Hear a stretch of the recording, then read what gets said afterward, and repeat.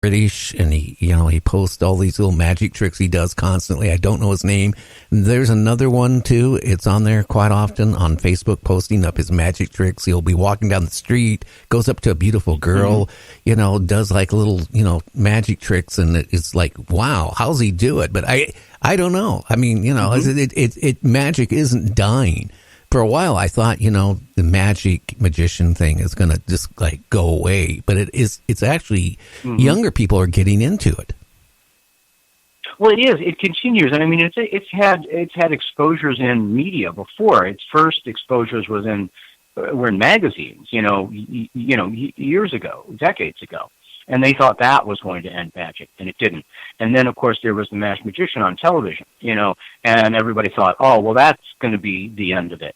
And it wasn't, because like I said, it's not just technique. It's not just the how is it done.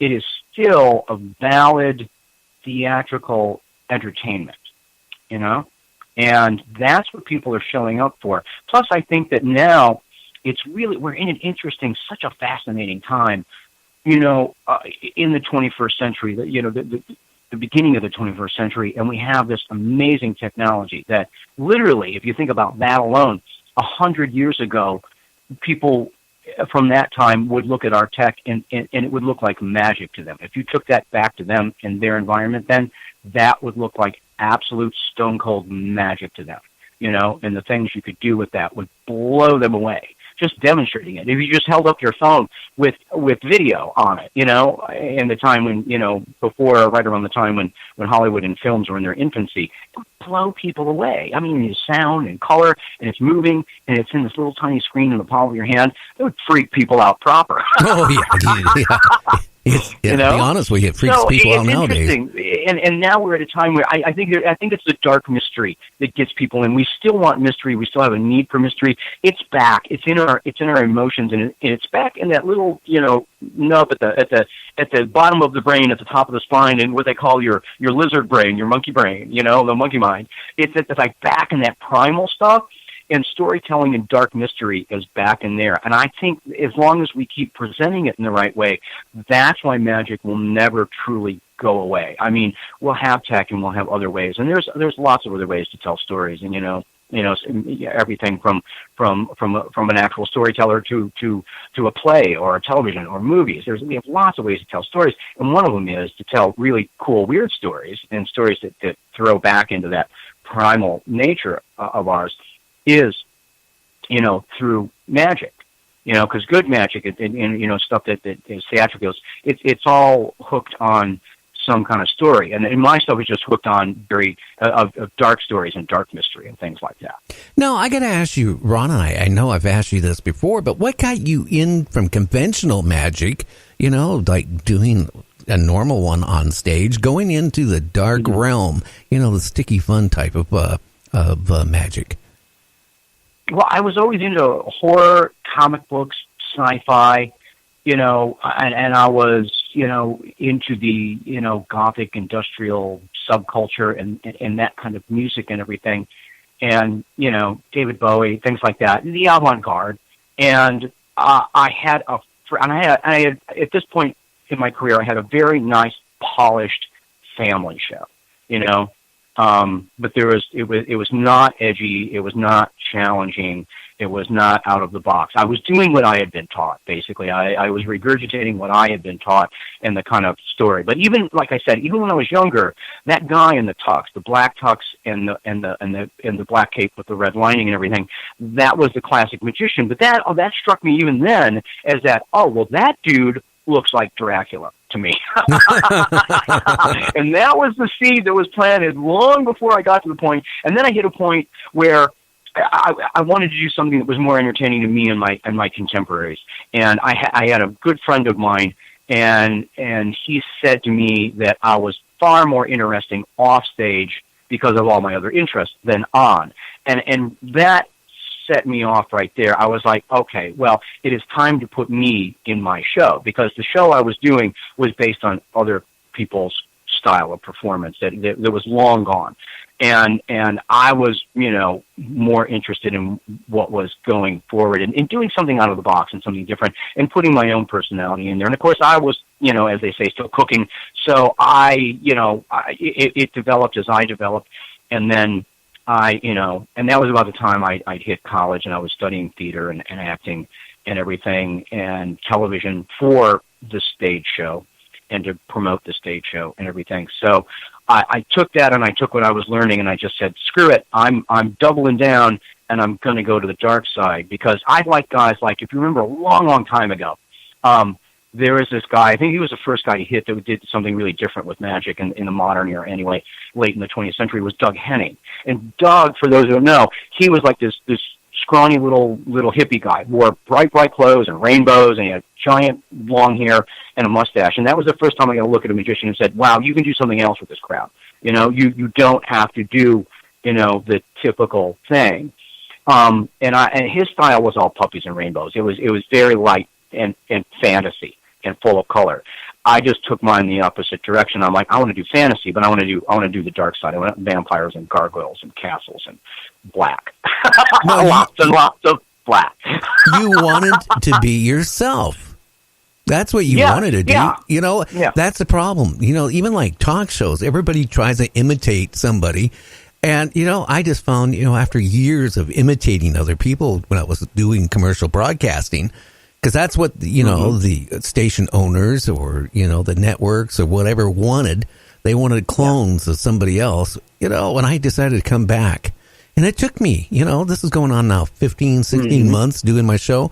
It took me probably over a year to get where I am now, where I feel comfortable. And you know what? I like being myself. And I have sticky fun too, and not just you.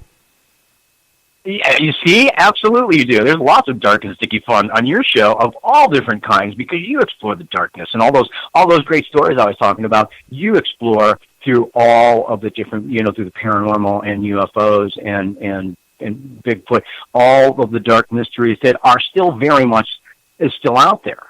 Oh yeah. And that's the kind of stuff that inspires me and my work.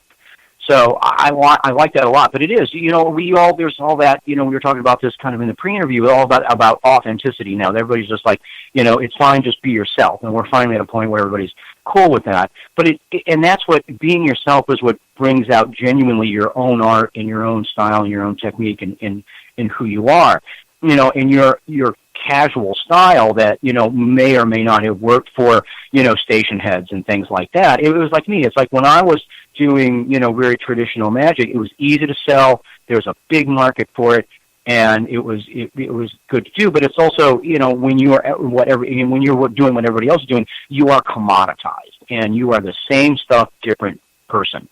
And to break out of that mold and for us to really explore and do what we do and want to do, we have to break out of that and become ourselves. You have to shed that mold. It's a great way to get started, and we all get started imitating what other performers we admire and what we had been taught coming up. But you get to a point where you're either going to keep doing that or you're going to do your own thing. And you and I and any other really great performer, entertainer, broadcaster is going to get to that point where they want to do that, but they're going to present it as them with their point of view and what they bring to the table with that. And that's what makes it interesting and unique.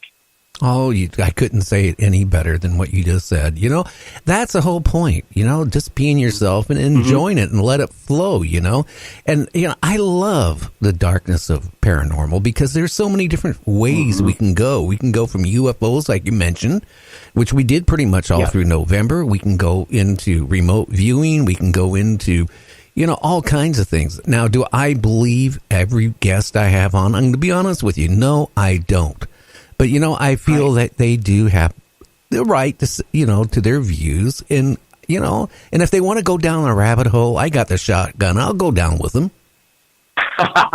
Absolutely. That's that great open-mindedness about you in your show, is that you're willing to do that and you're willing to let the guests go wherever they want to go. And as you're covering that, you can go there with them, because you have your own base that about these subjects as well. And if it starts to go in a funky way, I think that's great, because then that just leads to more. I mean, you're already having a very authentic conversation, and that's what it is. It is a conversation, and it's very two ways.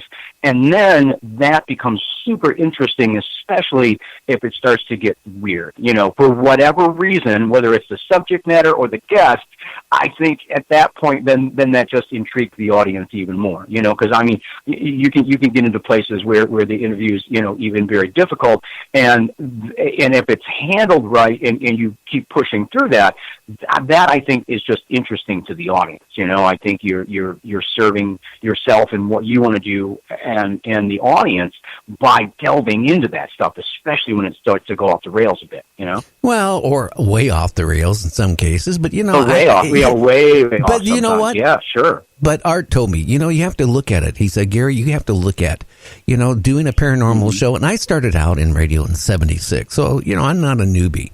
But, you know, one thing he reminded me when I started this show, he goes, look at it as entertainment. He goes, that's all I ever looked at it, as entertainment. And if you look at it that way, you know, it'll be fun. And it has been. I mean, you know, even if somebody says there's 25 million UFOs cloaking and going around Earth and protecting us and sending out good orbs to each one of us, and you know, and they create fairies on the planet, then you know, if they want to say that, I'm right there listening. You know, I won't say that. I leaned back on my chair so far one day, the back snapped off, and I was sitting there staring at the ceiling and had to figure out how to get back to the microphone. That is awesome. But that's what I love about that, because you can go there, and like you said, you treat it as entertainment, and it is. It's very entertaining to the audience to listen to that and to hear somebody else's, your guest's perspective about things like that. I'm always fascinated by stuff like that, especially, you know, if they're going places and giving you an angle on something, a view on something, their own personal view that you never really considered or heard of before, and it makes you think. At the most, and at the very least, like you say, you're entertained. You know, all of that. It's like that's, you know, that drives great interviews. It drives, you know, media and entertainment. And it drives art as well. It's the same thing that makes art interesting. Is like, you know, if you're going to get somebody that takes it out here into another place, and that's when it starts to get interesting, because that you haven't seen before. Oh yeah.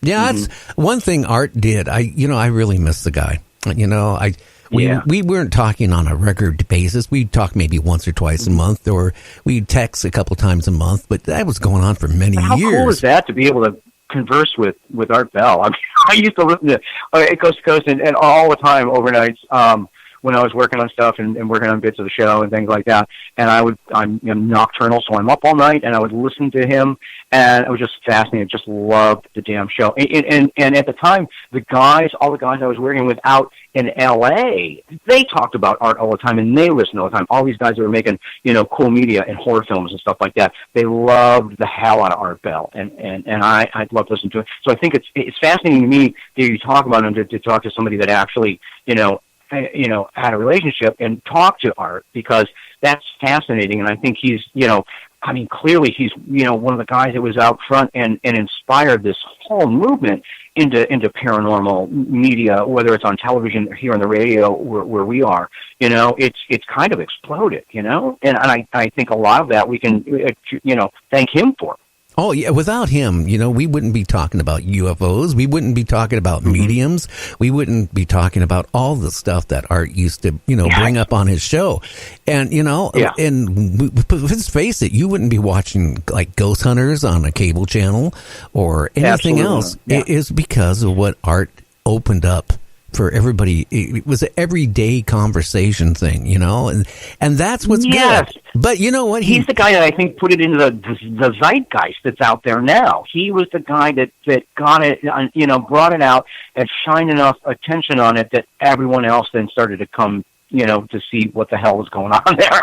Well, you know, one thing Art did do, and a lot of people I don't know, and they can sit there and look at me and listen to me and say, oh, this guy's full of it. But do you ever, when you listen to Art, did you ever hear the one Mel's Hole?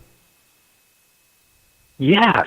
Well, yeah, like the endless hole that they found. Yeah, it just seemed to have no bottom to it at all, right? Yeah, that was another one of Art Bell's friends, another amateur radio operator.